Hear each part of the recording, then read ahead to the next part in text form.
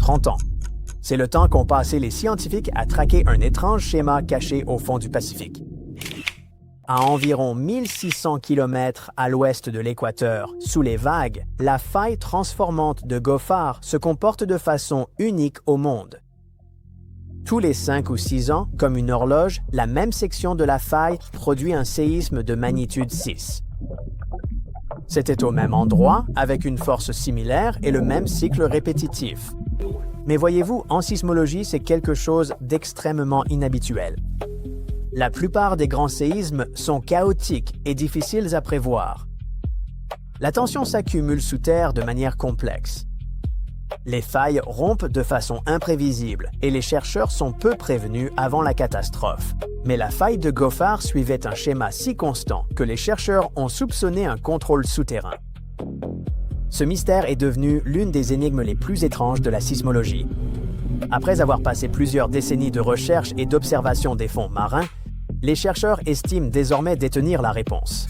Le secret de ce mystère réside dans ce qu'ils appellent des zones barrières, de véritables sections naturelles agissant comme des freins. Afin d'étudier précisément ce phénomène, des sismomètres de fond de mer ont été soigneusement installés lors de projets en 2008. Puis, de 2019 à 2022, ces appareils de mesure ont permis d'enregistrer des milliers de microséismes. Avant et après 2 événements de magnitude 6, ce qu'ils ont découvert était d'une cohérence surprenante. Juste avant un séisme majeur, ces zones barrières s'activaient soudainement par de petites secousses. Puis, immédiatement après le passage du séisme principal, ces mêmes zones redevenaient calmes. Ce schéma a révélé quelque chose d'important. Ces zones n'étaient pas de simples blocs de roche. Il s'agissait en réalité de parties actives de la faille elle-même. Les scientifiques ont découvert que la faille y est déformée et fragmentée, créant ainsi des brèches souterraines. L'eau de mer s'infiltre profondément dans ces fissures, remplissant les roches de fluides piégés. Quand une rupture atteint ces zones saturées d'eau, le mouvement rapide fait chuter la pression interne. Cette perte de pression renforce temporairement la faille, comme si l'on écrasait les freins. La rupture ralentit et s'arrête souvent avant de pouvoir prendre de l'ampleur. En d'autres termes, la faille semble s'autoréguler. Cette découverte scientifique majeure pourrait enfin expliquer pourquoi tant de séismes sous-marins n'atteignent pas l'ampleur initialement prévue par les modèles. Des failles transformantes comme celle de Goffard existent absolument partout sur le globe, là où les plaques tectoniques glissent latéralement les unes contre les autres. Les chercheurs pensent désormais que des zones barrières tout à fait similaires limitent la propagation des séismes dans de nombreuses autres régions marines du monde. La faille de Goffard elle-même est éloignée des grandes villes et ne pose pas de menaces directes sérieuses. Mais le mécanisme découvert là-bas pourrait changer la façon dont les scientifiques étudient les séismes à l'échelle mondiale. Les chercheurs disent que des fluides piégés en profondeur pourraient jouer un rôle bien plus important dans les séismes qu'on ne le pensait. Et si les scientifiques parviennent à mieux comprendre comment fonctionnent ces barrières naturelles, ils pourraient à terme améliorer les modèles de prévision sismique dans les régions vulnérables du monde entier. Le sol se met à vibrer comme s'il était en vie. Livres, tasses et lampes sont projetés hors des étagères. Vos pieds dérapent, votre corps vacille et vous peinez à rester droit. Le phénomène s'interrompt 1 seconde, puis recommence. Encore et encore, plus d'1 millier de fois en une seule journée. Ce n'est pas ainsi que vous imaginiez votre séjour à Santorin, mais telle est désormais la réalité. L'essaim sismique de Santorin a débuté en janvier 2025. En moins d'1 mois, accrochez-vous. Plus de 20 000 séismes ont été recensés. À titre de comparaison, la plupart des villes du globe ne connaissent qu'une faible secousse, à peine perceptible, par an. Tout a commencé par de légers chocs, ressentis par les habitants, que les touristes auraient pu prendre pour le passage de poids lourds à proximité. Puis, en février, la situation s'est aggravée. Un séisme de magnitude 5,3 s'est produit. D'intensité modérée, il a néanmoins suffi à ébranler les habitations, briser vitres et vaisselles, et semer la panique parmi la population. Les autorités grecques ont décrété l'état d'urgence à Santorin et à Amorgos. Des milliers de personnes ont dû quitter leur domicile. Les écoles ont fermé et les hôtels ont provisoirement évacué leurs clients. Santorin est réputé pour son volcan. celui qui entra en éruption de manière cataclysmique vers 1600 avant notre ère, et inspira la légende de l'Atlantide. Il est toujours considéré comme actif, bien qu'aucune éruption majeure ne se soit produite depuis les années 1950. Il aurait donc été tentant de lui imputer ces événements spectaculaires. Pourtant, non, ces secousses n'étaient pas d'origine volcanique. Selon les spécialistes, ce qui se produisait aux abords de Santorin correspondait à un essaim sismique, c'est-à-dire une succession de secousses de faible intensité, concentrées, dans une même zone. Ils se produisent le long des failles, des fractures de la croûte terrestre susceptibles de se déplacer brutalement lorsque la contrainte accumulée devient excessive. Imaginez le sol comme un immense Rubik's Cube sous tension. À un moment donné, il se tord et cède quelque part. Dans les régions volcaniques comme Santorin, des fluides circulant en profondeur peuvent s'infiltrer dans ces fissures et les fragiliser. À cela s'ajoute la pression naturelle des mouvements tectoniques. C'est comme verser de l'huile sur une charnière grinçante et surmenée. Tout se met soudain à glisser. Nul ne sait ce qu'il adviendra ensuite. Surveiller des milliers de secousses n'a rien de simple. Nombre d'entre elles sont trop faibles pour être détectées par les capteurs sismiques classiques. Cette fois cependant, les scientifiques disposent d'un allié de taille, l'intelligence artificielle. Grâce à l'apprentissage automatique, il devient possible de repérer des motifs dans d'infimes vibrations qui échapperaient à l'observation humaine. Cette technologie a joué un rôle déterminant dans l'analyse de l'essaim, en permettant de cartographier les zones les plus actives de la croûte terrestre et même d'envisager des évolutions futures. Les résultats indiquent que les secousses ne sont pas le fruit du hasard. Elles se concentrent le long d'une faille située près du volcan sous-marin de Colombo, une région marquée par une longue histoire sismique. Bien que le Colombo n'ait pas connu d'éruption récente, le magma en profondeur pourrait modifier subtilement la structure de la croûte et accroître la tension exercée sur les plaques supérieures. L'image est celle d'une marmite sur le feu. Rien ne déborde encore, mais la chaleur s'accumule. Après plusieurs mois de secousses quasi continues, l'essaim s'est atténué, sans pour autant signifier une fin définitive. Même après une accalmie, un nouvel essaim pourrait se manifester, ou bien un séisme plus puissant pourrait survenir le long des mêmes failles. C'est pourquoi les chercheurs analysent à présent les données recueillies durant cet épisode. Même si vous vous trouvez à des milliers de kilomètres de Santorin et n'envisagez pas de vous y rendre, cela ne signifie pas que vous soyez totalement à l'abri d'un phénomène comparable. Des essaims sismiques semblables à celui de la Grèce se sont déjà produits dans les Caraïbes, en Islande ou encore en Italie. L'un des épisodes les mieux documentés s'est déroulé au Japon, dans la banlieue nord-ouest de Tokyo. La particularité du lieu tenait au fait que la ville abritait un observatoire sismologique, véritable laboratoire souterrain dédié à l'étude des séismes. L'essaim a débuté en août 1965 par seulement 3 secousses si faibles qu'elles passèrent inaperçues. Mais l'intensité a rapidement augmenté et, 3 mois plus tard, près d'une centaine de séismes quotidiens étaient suffisamment forts pour être ressentis par la population. Lors d'une seule journée, l'observatoire a enregistré près de 7000 secousses. Parmi elles, 585 provoquaient un mouvement perceptible du sol, ce qui revenait à ressentir une secousse toutes les 2 minutes et demie environ. Les chercheurs ont conclu que cet essaim était lié à des fluides circulant en profondeur, comme si la croûte terrestre se distendait et bouillonnait. L'étude des essaims sismiques aide les scientifiques à mieux anticiper les tremblements de terre, à comprendre les mouvements de la croûte terrestre et à se préparer aux catastrophes naturelles à l'échelle mondiale. En reliant les schémas de secousses au déplacement du magma ou au glissement tectonique, ils peuvent appliquer ces modèles à d'autres régions, comme Hawaï, l'Islande ou le nord-ouest du Pacifique. Santorin constitue ainsi un laboratoire à ciel ouvert, où les technologies modernes complètent des siècles d'observation humaine. L'intelligence artificielle, les sismographes et l'imagerie par satellite s'ajoutent aux connaissances locales, issues de générations habituées au séisme, notamment sur les microsecousses, les variations des eaux souterraines et les comportements animaux inhabituels. Ces données permettent d'affiner les modèles scientifiques. L'essaim sismique de Santorin a attiré l'attention du monde entier, mais l'île n'est pas la seule région marquée par une forte activité sismique. Ce qui la rend particulière tient à la combinaison de volcans historiques, de failles sous-marines et de son importance touristique. De taille limitée, l'île amplifie la perception des secousses, rendant même des tremblements modérés plus impressionnants qu'ailleurs. Dans d'autres régions du globe, cependant, des séismes plus violents, des tsunamis et une activité volcanique soutenue font partie du quotidien, et les populations ont appris à vivre avec ces risques.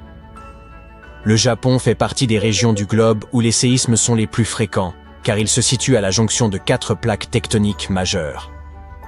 Chaque année, environ 1500 tremblements de terre y sont suffisamment puissants pour être ressentis par la population. Cette exposition constante a conduit les habitants à apprendre à vivre avec ce danger permanent. Une loi adoptée en 1950 impose ainsi que les bâtiments puissent résister à des séismes atteignant une magnitude de 7 sans s'effondrer. Une révision intervenue 30 ans plus tard précise que, dans de tels cas, les constructions ne devraient subir que des dommages limités et demeurer fonctionnelles. Si un séisme encore plus puissant survient, la fonction première du bâtiment n'est plus de rester intacte, mais de préserver des vies humaines. Concrètement, les structures sont renforcées par des poutres, des piliers et des murs plus épais. Certains édifices reposent même sur des dispositifs d'isolation qui les séparent du sol. Un gratte-ciel peut alors osciller fortement, jusqu'à 1,50 m, sans pour autant s'effondrer. De l'autre côté du Pacifique, des scientifiques de l'Institut d'études géologiques des États-Unis étudient une zone particulièrement dangereuse située le long de la côte ouest, appelée zone de subduction de Cascadia.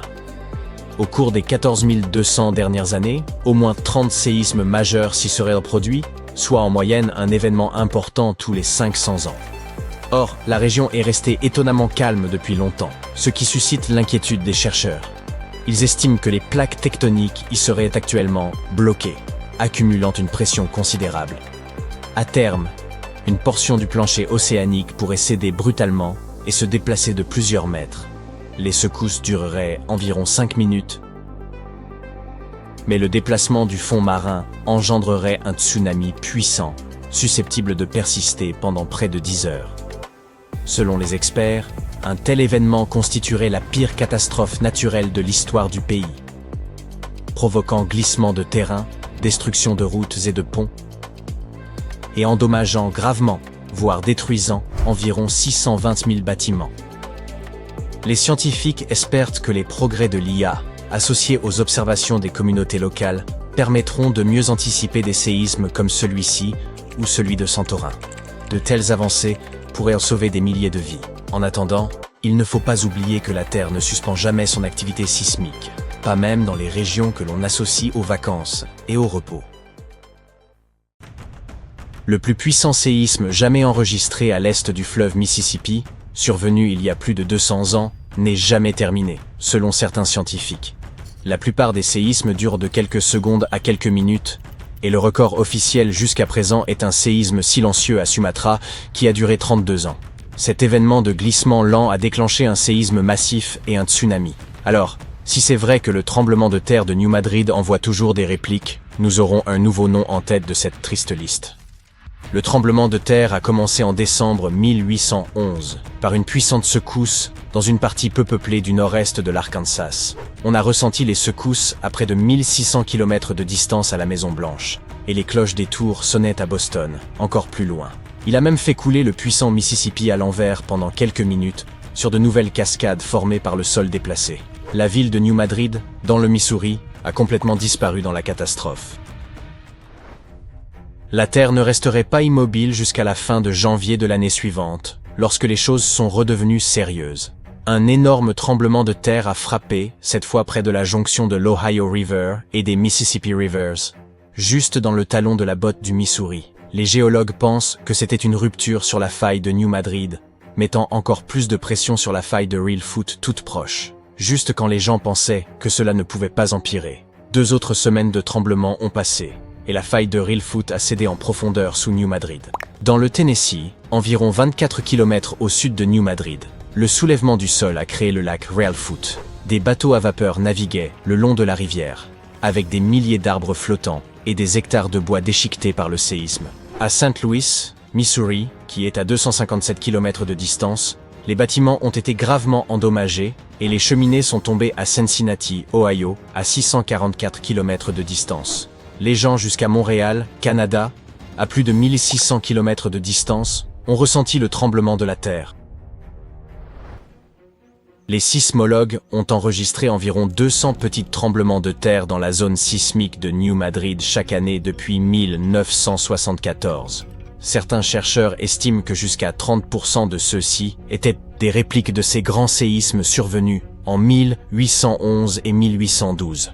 Dans certaines parties des États-Unis, où il n'y a pas beaucoup d'activité tectonique, ces répliques pourraient continuer à gronder pendant des années, peut-être même des siècles, après les grands séismes. Les répliques sont la façon dont la Terre libère toute cette tension accumulée à partir du séisme principal. Lorsque le sol tremble à cause du premier séisme, il exerce une tonne de pression sur les roches à proximité. Et quand ces roches ne peuvent plus supporter cette pression, elles se fissurent, causant encore plus de secousses, c'est la réplique. Elles peuvent être assez intenses, surtout juste après le séisme principal, mais elles s'affaiblissent avec le temps. Tous les scientifiques ne sont pas d'accord pour dire que les tremblements de terre contemporains ont un lien avec ceux d'il y a 200 ans. Nous associons principalement les failles à ces lignes où les plaques terrestres se rencontrent. Mais il existe un réseau entier de ces dernières juste sous le centre de la plaque nord-américaine. Ils sont comme des reliques datant de 750 millions d'années, quand l'Amérique du Nord faisait partie d'un supercontinent appelé Rodinia. Lorsque Rodinia a commencé à se disloquer, il a laissé derrière lui ces rifts, des points faibles de la croûte terrestre qui s'étendent en profondeur, sous le Midwest moderne. Cela pourrait expliquer l'activité sismique. Une équipe internationale de géologues a décidé de jeter un nouveau regard sur 3 tremblements de terre majeurs qui ont secoué l'Amérique du Nord et de mettre fin au débat. Ils ont utilisé une nouvelle méthode mathématique appelée le plus proche voisin. Celle-ci stipule que si des tremblements de terre sont trop proches dans l'espace, le temps et la magnitude pourraient être considérés comme des événements indépendants de fond, alors on suppose que l'un a déclenché l'autre. Selon la manière dont vous observez les chiffres, entre 10 à 65% des récents tremblements de terre dans la région pourraient être des répliques de ces séismes historiques. Et un énorme séisme qui a frappé Charleston, en Caroline du Sud, à la fin du 19e siècle, pourrait expliquer jusqu'à 72% des tremblements de terre dans la région depuis lors. Mais tous les endroits ne sont pas les mêmes, donc le débat scientifique continue. En 1774, l'explorateur britannique James Cook remarqua une lueur au loin. C'était le volcan du mont Yassur, à Vanuatu. Ce vilain garçon crache de la lave et des cendres depuis ce temps, et il est fort probable qu'il fait cela depuis bien plus longtemps. Le volcan est en état d'alerte depuis octobre 2016, ce qui signifie que les choses sont vraiment instables là-bas. Ils ont même délimité un rayon de 610 mètres autour du cratère pour maintenir les gens en sécurité. Il y a eu des éruptions de faible à modérée intensité, projetant des cendres, des gaz et de la vapeur, et quelques explosions plus importantes qui ont propulsé des matériaux hors du cratère. Les images satellites ont détecté quelques points chauds de panache de dioxyde de soufre, montrant que Yassur mijote toujours une grosse tempête là-bas. Stromboli, l'une des îles volcaniques près de la Sicile, détient officiellement le record du monde Guinness en tant que le volcan en éruption continu le plus long. Il a fait un spectacle de feu pendant plus de 2400 ans de suite. Les anciens marins l'ont surnommé le phare de la Méditerranée. La plupart du temps, Stromboli se contente de cracher des éclaboussures. Mais de temps en temps, il fait couler de la lave ou projette des fontaines modérément hautes. Parfois, vous pourriez aussi apercevoir des éruptions provoquées par la vapeur. Il y a plus de 200 millions d'années, le monde a subi une transformation majeure, avec non pas une, non pas deux, mais 4 éruptions volcaniques massives qui ont changé la donne. Tout cela s'est passé en Wrangellia, un large morceau de terre qui était autrefois un supermassif volcan s'étendant à travers ce qui est aujourd'hui la Colombie-Britannique et l'Alaska. Cette activité volcanique aurait pu aider les dinosaures à passer de la taille d'un chaton à celle des géants que nous avons vus dans Jurassic Park. Elle a déclenché une saison de pluie de 2 millions d'années. Elle a rendu le monde entier chaud et humide, et les dinosaures l'ont tout simplement adoré. Les chercheurs vont creuser profondément dans les couches de sédiments sous un ancien lac en Chine pour découvrir ses secrets. Ils ont trouvé des traces de cendres volcaniques et de mercure, des signes clairs de ces éruptions épiques. Il y avait des signatures de carbone montrant d'énormes pics de niveau de dioxyde de carbone, rendant l'atmosphère chaude et la pluie tombant à verse. Tout cela s'est produit en 4 impulsions distinctes, chacune déclenchée par ces monstrueuses explosions volcaniques. Il y a un endroit dans un parc national non loin de Sydney, en Australie, où un incendie fait rage profondément sous terre depuis au moins 6000 ans. On l'appelle Burning Mountain, et c'est un feu de couche de charbon, qui brûle son chemin à travers une couche de charbon sous la surface de la Terre. Une fois que ces feux souterrains commencent, Ils sont quasiment impossibles à éteindre. Cette boule de feu mesure jusqu'à 9 mètres de large et est extrêmement chaude. Mais il n'y a pas de flamme. Elle couve. Le feu progresse lentement à un rythme d'environ 1 mètre par an. Un agriculteur du coin l'a aperçu pour la première fois au XIXe siècle et a cru qu'il s'agissait d'un volcan. Les gens qui vivent ici depuis des lustres croient que cet endroit est sacré. Ils l'ont utilisé pour cuisiner et fabriquer des outils, et racontent qu'il est né des larmes d'une veuve ou de la torche d'un héros. Mais les experts pensent qu'il pourrait s'agir d'un coup de foudre, ou du charbon qui chauffe comme un barbecue d'été à cause de l'interaction avec l'oxygène. Certains disent qu'il aurait pu brûler depuis avant l'époque où les dinosaures parcouraient la Terre. Personne ne sait exactement combien de temps cette montagne brûlera ou dans quelle direction elle se déplacera. En ce moment, le charbon a suffisamment d'oxygène pour brûler pendant des siècles, voire des millénaires, sans intervention humaine. Le feu chauffe la montagne comme un gigantesque four, la faisant se fissurer et s'effriter, invitant davantage d'oxygène à s'y nourrir. Même si les humains décident d'agir, ces incendies de veines de charbon nécessitent des camions d'eau et d'azote liquide pour les maîtriser. Il y a plusieurs années, des explorateurs ont remarqué que la braise s'approchait d'une falaise surplombant une petite rivière.